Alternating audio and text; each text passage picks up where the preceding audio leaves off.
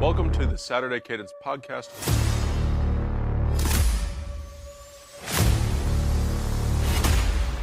I'm Blake Biscardi, and remember, the Saturday Cadence podcast is the heartbeat of college football.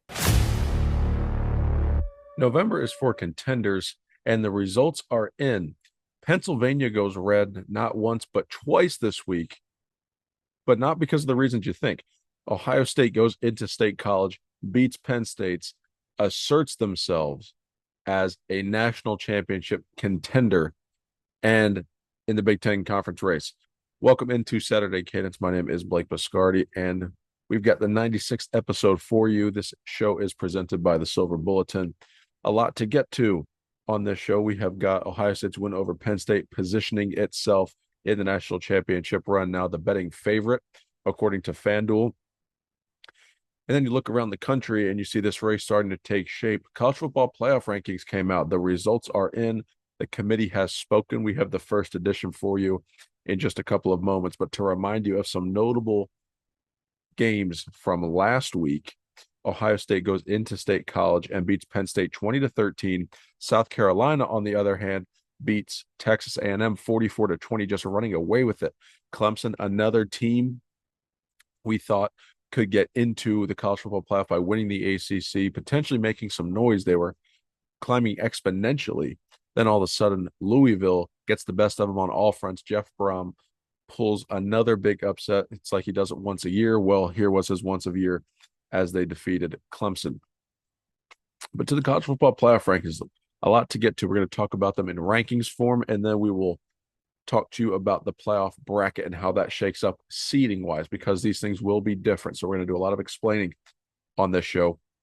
Oregon checking in at number one. They have been the most complete team in the country. They are balanced offensively. Dylan Gabriel, transfer quarterback, has settled in now. Plenty of wide receivers. Tez Johnson, Evan Stewart, lots to work with on that Oregon offense. They have speed everywhere you look, beating Ohio State, one of the best wins in the country, by a point in October. So Oregon checks in at number one. They will also be the number one seed if the playoffs started today. Then you have Ohio State at 2, Georgia at 3, both one-loss teams ahead of Miami, with checking in at number 4. So the playoff committee said Ohio State's win valued at Penn State, a big gritty win there for the Buckeyes, but then also looking at who they lost to and how they lost, how they've performed game in and game out each week. Ohio State, again, only lost to the number one team in the country by 1 point on the road in Eugene. So the Buckeyes are at 2, Georgia at 3, with an opportunity to pull ahead of the Buckeyes this week, heading to Oxford to play Ole Miss. Now, we'll have more on that game in just a little bit. We're going to preview that one here after this segment. But Miami at 4, Texas at 5, Penn State slides to 6. I think that's right. Then you have Tennessee at 7, Indiana at 8. The Hoosiers finally getting some respect in the AP poll and now the college football playoff rankings as they crack the top 10 for the first time this year. BYU at 9, Notre Dame at 10 to round out the top 10, then Alabama and Boise State following at 11 and 12. So that's the top 12. Now what I want to do is look down the poll. What teams are within striking distance? Okay, we're going to talk about the two big SEC showdowns later in the show, so we'll preview those a little bit more in depth here. But you have SMU sitting pretty at 13, controlling its destiny in the ACC, potentially getting a game against undefeated Miami with a shot to go to the playoff. If SMU loses that game, I don't think they can get in, but if they win it, that's the ACC's path to getting 2 teams in the playoff. Texas A&M still has Texas in front of them. They're at 14, LSU at 15, 7 SEC teams in the top 16. Just want to keep that in mind as a mental note. It is a mess, that race right now, trying to take form. Some big games this week going to bring some more clarity. We hope. Lots of parity going on in the SEC, though. LSU getting Alabama at home this week. They're sitting at 6-2 at number 15.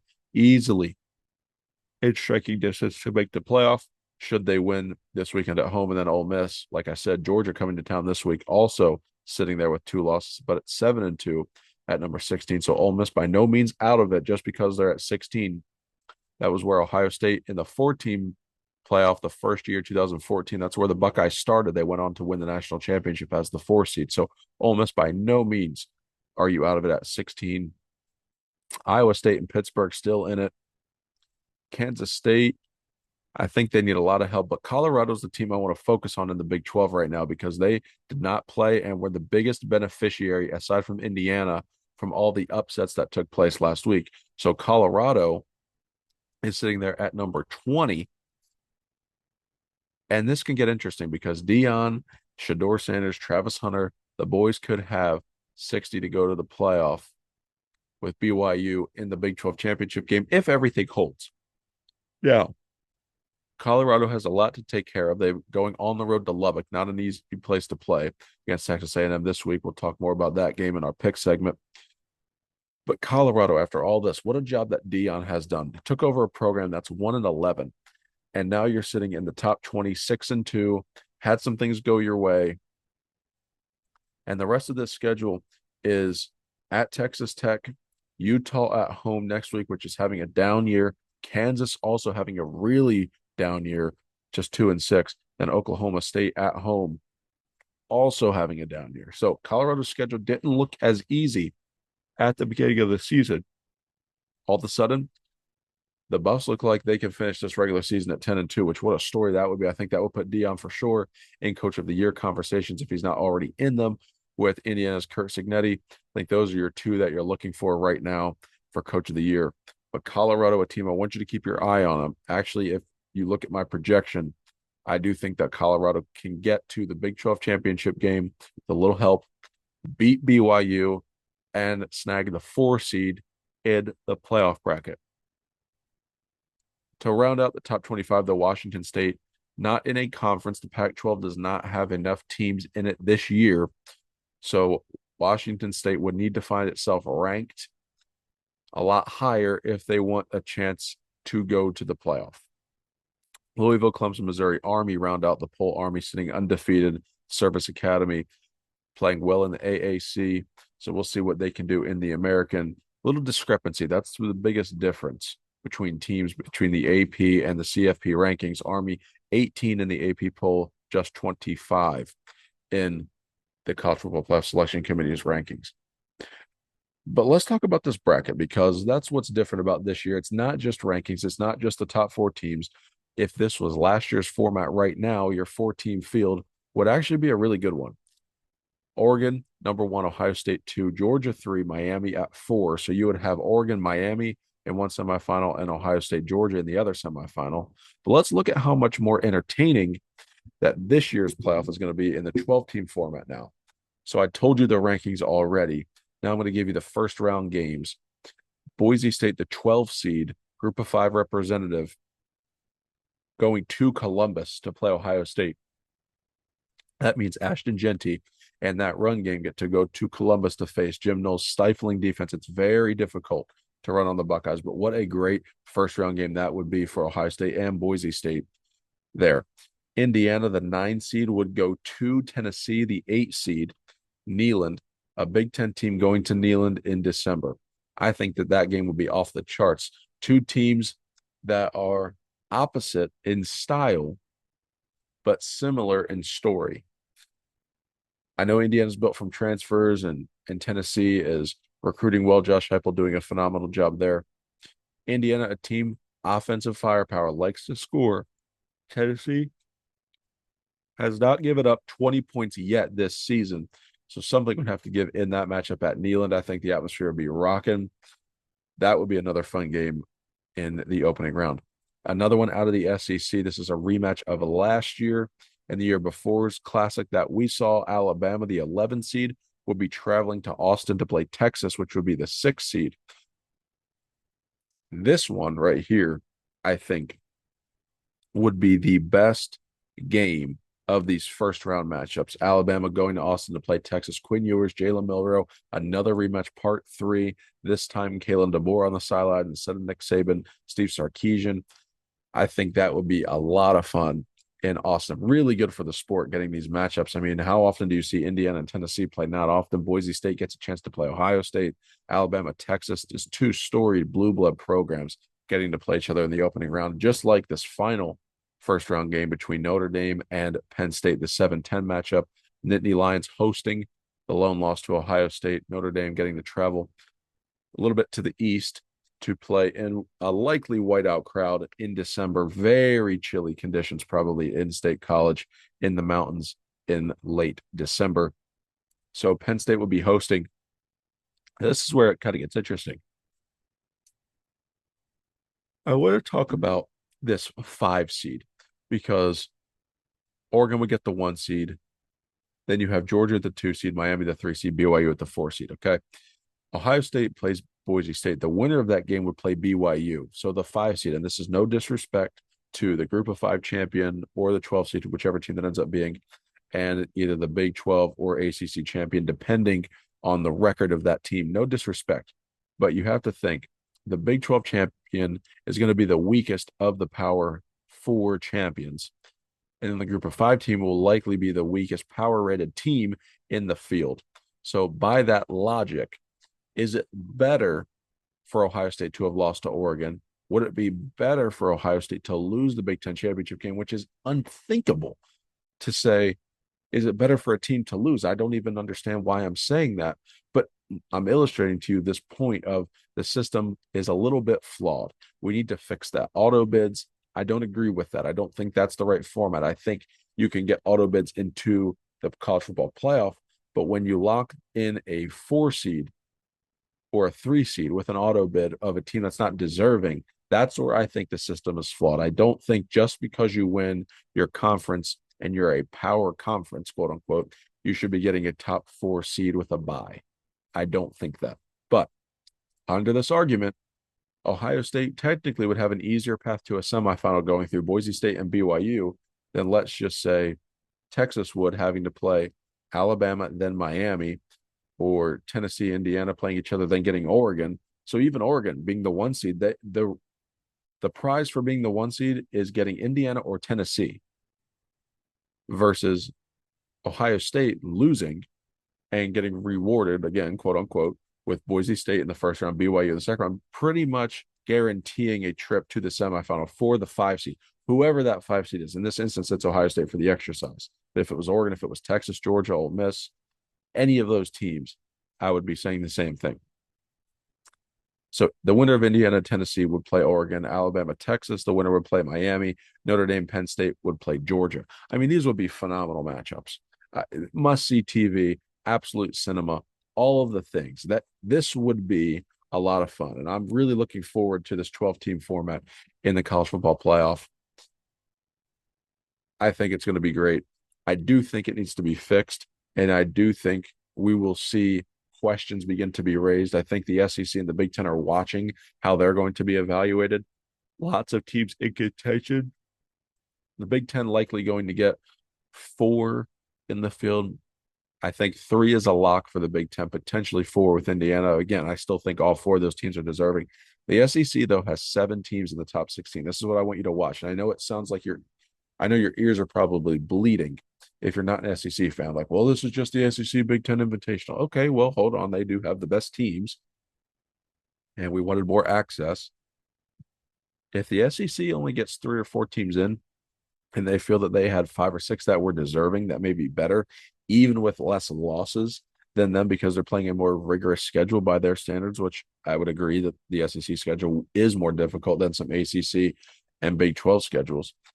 I think you're going to see some things said from the league offices advocating to get locked in bids for a certain amount of teams from those conferences, plus at-large spots available. So that is something to watch as we discuss the college football playoff moving forward. Just keep your eye on how that plays out as we get into late November and into December with Selection Sunday. So now let's look at these 2 SEC matchups. I know we're talking about this moving through the show here. Georgia going to Ole Miss. I think this matchup is a revenge game for Ole Miss. Last year, 52-17, Georgia ran for 300 or so yards.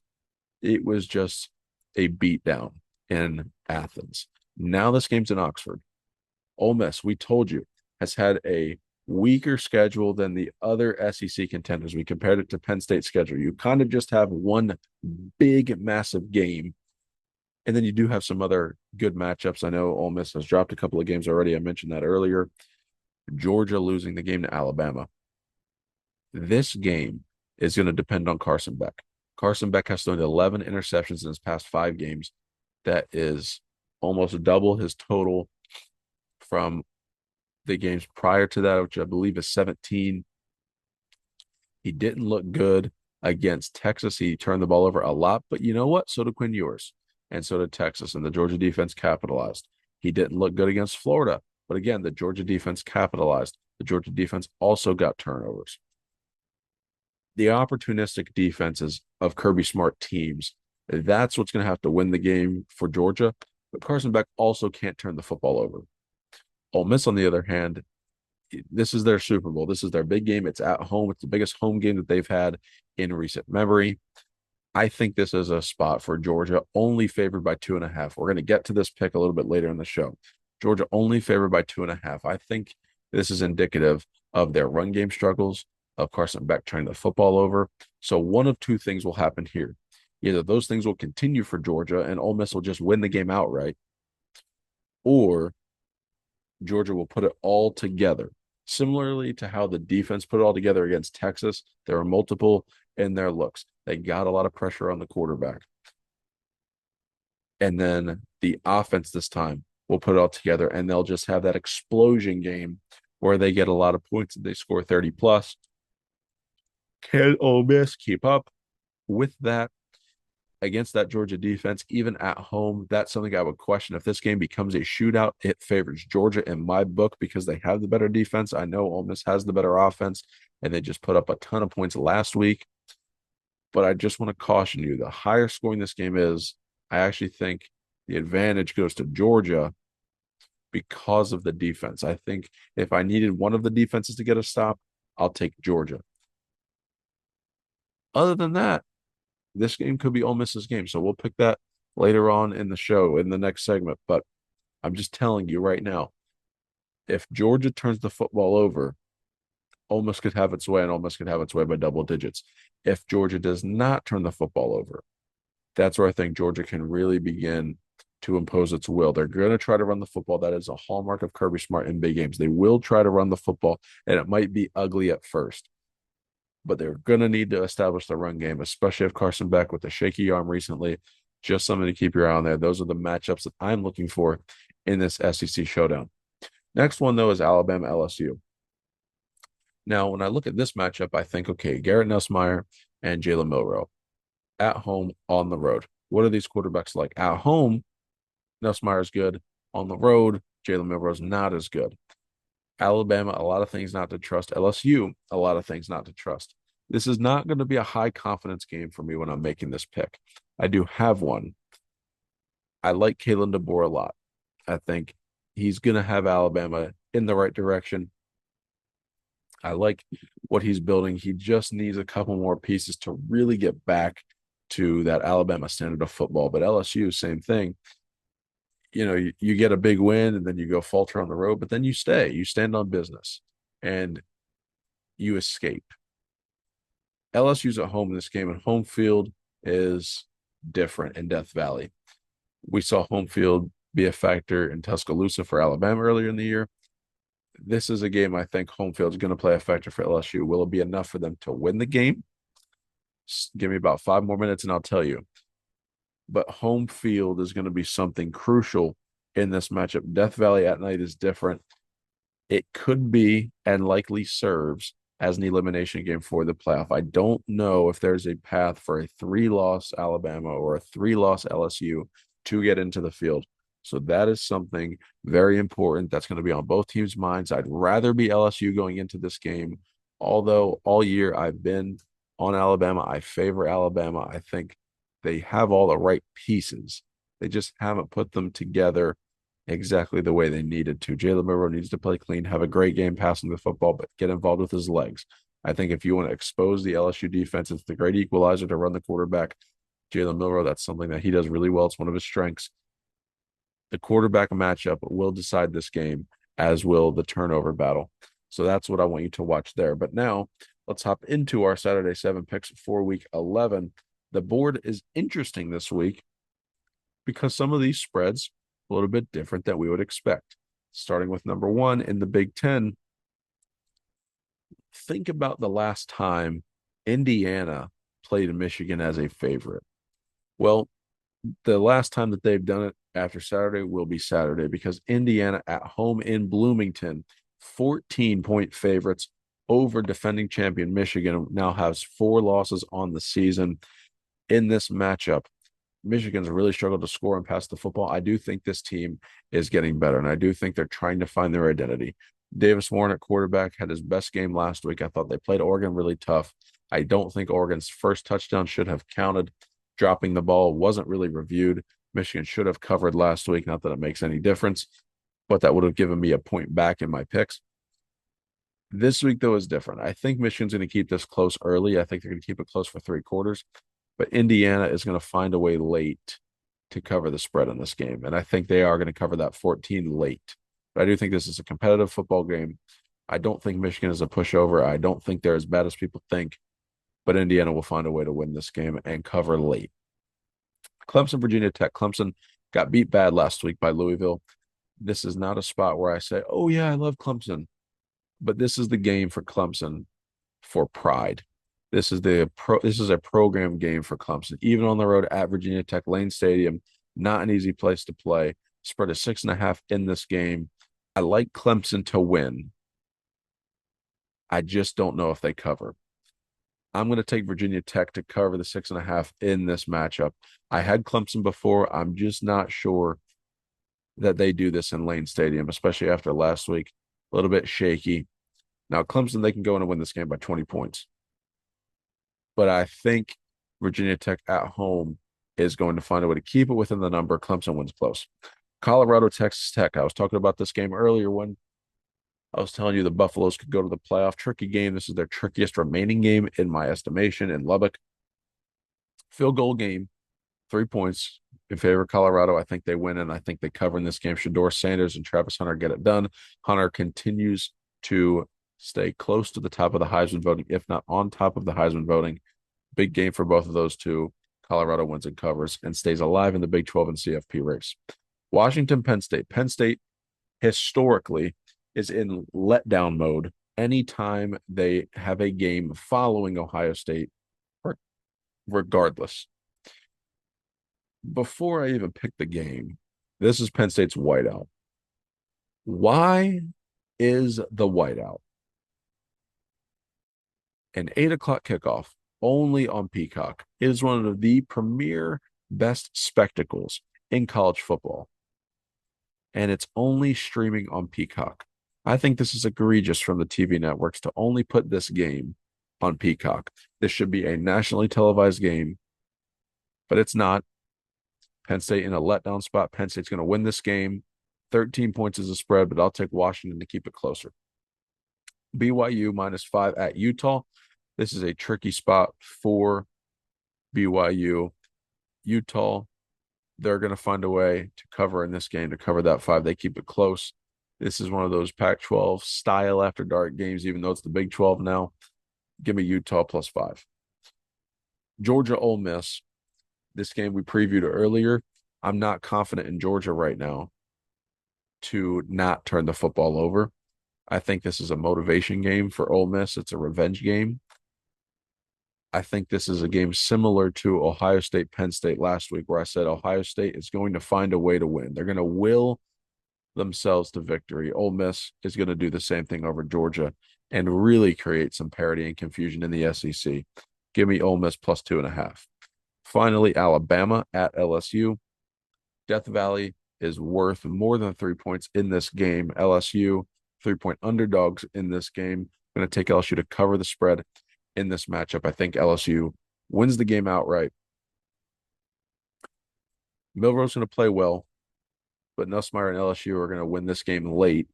So give me LSU +3. So that is tonight's show. Lots of good games coming up this weekend. November is for contenders because the games you remember are played in November. Always remember that as you are watching these games this week. Lots of good college football on. More rankings are going to be coming out every Tuesday now. Playoff picture starting to get more clear. So enjoy the games this weekend. Lots of good football. We appreciate you listening to the episode today. Remember to like and subscribe to our channel and leave us a review. Really helps out our show. Check us out on social media at Saturday Cadence for more content throughout the week. And remember, the Saturday Cadence podcast is a heartbeat of college football for us here at Saturday Cadence. My name is Blake Biscardi. We will see you next time. God bless.